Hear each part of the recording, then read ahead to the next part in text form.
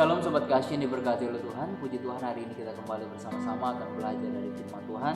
Hari ini kita belajar dari kitab 2 Korintus, yaitu pasalnya yang ke-10 dan ayatnya yang ketiga dan yang keempat. Di sini kita akan belajar tentang bagaimana kita menjalani kehidupan di dunia ini dengan cara Tuhan, bukan dengan cara kita. Karena di dalam dunia ini manusia memang bisa menjalani kehidupannya dengan caranya sendiri, namun itu akan membuat dirinya rugi sendiri. Tapi kalau kita menjalani kehidupan kita dengan cara Tuhan, itu akan membuat hidup kita itu semakin lebih berarti. Karena di dalam kehidupan kita, tanpa campur tangan Tuhan, maka kehidupan kita amburadul.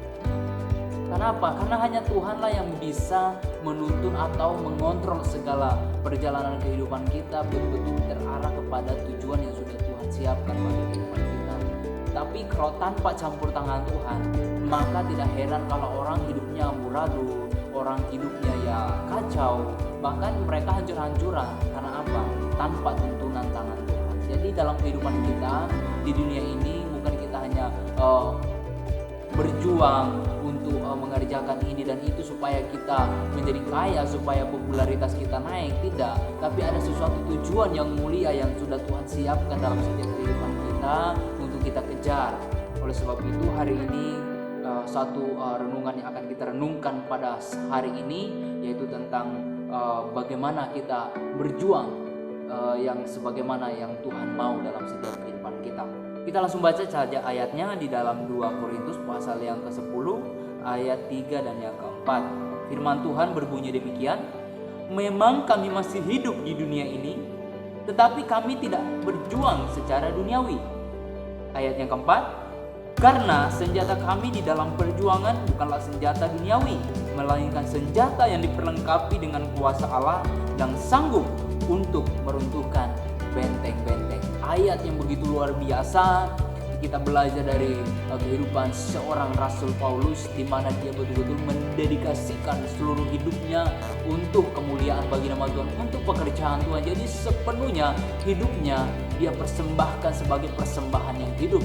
Maka kita tidak heran kalau dia menulis di dalam kitab Roma pasal yang ke-12 bahwa persembahan yang sejati itu adalah persembahan ya hidup kita, bukanlah harta kita, karena harta itu semua milik Tuhan. Tapi kalau hidup kita persembahkan kepada Tuhan, itulah yang terbaik, itulah persembahan atau pujian yang paling sejati yang kita berikan kepada Tuhan, yang paling berharga. Bukan saat kita mempersembahkan uang banyak baru itu yang berharga, tidak. Tapi saat kita mempersembahkan seluruh hidup kita, segenap hati kita berikan untuk Tuhan, itulah persembahan yang paling terbaik dari semua yang ada di dalam dunia ini. Dari emas, perak, permata atau apapun, itu tidak ada artinya dibandingkan dengan hidup kita yang kita persembahkan untuk Tuhan.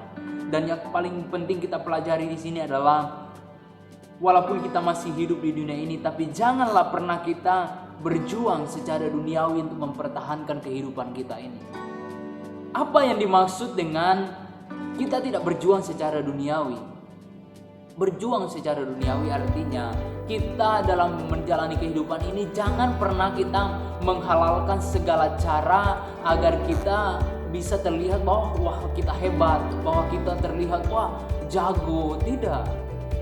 Jadi perjuangan kita harus selaras atau sesuai dengan firman Tuhan.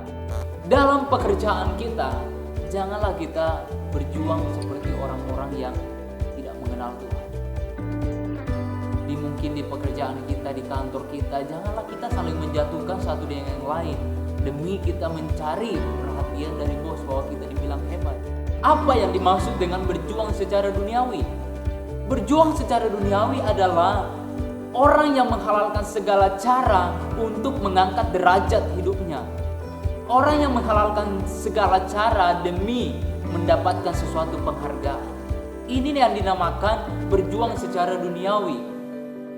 Dan yang dimaksud juga Paulus di sini berjuang secara duniawi adalah hanya untuk mencari kepentingan-kepentingan jasmani, yaitu mencari uang, mencari semua kekayaan, mencari popularitas, dan melupakan semua hal-hal yang termulia, yaitu kita mengejar kebenaran. Ini yang terkadang orang lupakan dalam kehidupannya sehari-hari. Terlalu sibuk untuk mengejar halal dunia ini, terlalu sibuk untuk mengerjakan, berjuang secara duniawi, sehingga lupa bahwa ada sesuatu yang lebih penting daripada itu, yaitu kita mengejar kebenaran dalam setiap kehidupan kita sehari-hari. Oleh sebab itu, dimanapun kita berada, tetaplah berjuang, tapi bukan berjuang secara duniawi. Kalau kita dipercayakan untuk bekerja di kantor, bekerjalah dengan baik. Jangan engkau saling menjatuhkan. Jangan engkau jatuhkan kawanmu di depan bosmu, supaya engkau dipuji, supaya engkau yang naik pangkat dan temanmu dijatuhkan. Bukan seperti itu cara kita berjuang sebagai anak-anak Tuhan. Cara kita berjuang adalah mengasihi sesama kita, sebagaimana orang-orang yang ada di sekeliling kita bisa merasakan kebahagiaan dengan kehadiran kita. Itulah yang Tuhan kehendaki dalam setiap kita. Sebagai anak-anak Tuhan harus bisa membawa damai dimanapun kita berada. Itu baru namanya anak-anak Tuhan. Orang yang berjuang juga secara duniawi adalah orang-orang yang hanya sibuk untuk mencari bagaimana bisa dia selalu dihargai dan dipuji. Tapi kalau kita berjuang sesuai dengan firman Tuhan, pujian dari manusia itu tidak terlalu penting. Yang penting kita berkenan di hadapan Tuhan. Hidup memang adalah sebuah perjuangan, tapi bukan berarti kita menjalani kehidupan perjuangan ini dengan cara yang salah. Tapi marilah kita berjuang dengan cara yang benar, yang sesuai dengan kehendak Tuhan dalam setiap kehidupan kita. Oleh sebab itu, walaupun kita masih hidup di dunia ini, tapi marilah kita berjuang dengan cara yang benar. Jangan kita menghalalkan segala cara demi mencapai apa yang menjadi keinginan hati kita. Tapi lakukanlah apa yang menjadi kehendak Tuhan dalam kehidupan kita. Di ayat yang keempat berkata bahwa karena senjata kami di dalam perjuangan bukanlah senjata duniawi, melainkan senjata yang diperlengkapi dengan kuasa Allah yang sanggup untuk meruntuhkan benteng-benteng. Jadi di sini Paulus mengatakan bahwa perjuangan kita dalam menghadapi kehidupan di dunia ini, kita sudah diperlengkapi oleh Tuhan dengan segala kekuatan, yaitu dikatakan di sini adalah diperlengkapi dengan kuasa Allah. Artinya di luar batas kemampuan kita ada kuasa Tuhan yang sanggup untuk menolong kita di saat kita tidak mampu lagi untuk melakukan ini, melakukan itu, menyelesaikan ini dan menyelesaikan itu. Ada kuasa Allah yang akan memberikan kita kekuatan untuk melewati semuanya itu. Jadi saudara harus tahu bahwa saudara adalah orang-orang yang sudah diperlengkapi dengan kuasa Allah, yang sedang memegang senjata Allah untuk kita berperang, untuk kita menyelesaikan tugas yang sudah dipersiapkan Allah bagi kita. Jadi jangan pernah kita sia-siakan hal yang sudah Tuhan karuniakan dalam kehidupan kita, yaitu kita sudah diberikan kuasa untuk melakukan segala sesuatu hal yang baik. Kita diberikan kuasa bukan untuk mengerjakan apa yang menjadi keinginan kita, kita mengerjakan apa yang bisa memuaskan kita, tapi Tuhan memberikan kita kuasa untuk mengerjakan apa yang bisa membuat hati Tuhan senang, dan kita mengerjakan apa yang membuat Tuhan bisa bangga kepada kita dan bisa menyenangkan hati Tuhan. Hari ini benar-benar kita merenungkan firman ini bahwa memang kita masih hidup di dunia ini, tapi janganlah kita berjuang secara duniawi, tapi marilah kita berjuang sebagaimana layaknya orang-orang yang percaya kepada Tuhan, sebagaimana layaknya orang-orang yang ada di dalam Tuhan, sebagaimana layaknya anak-anak Tuhan. Jadi kita berjuang dengan cara Tuhan sendiri.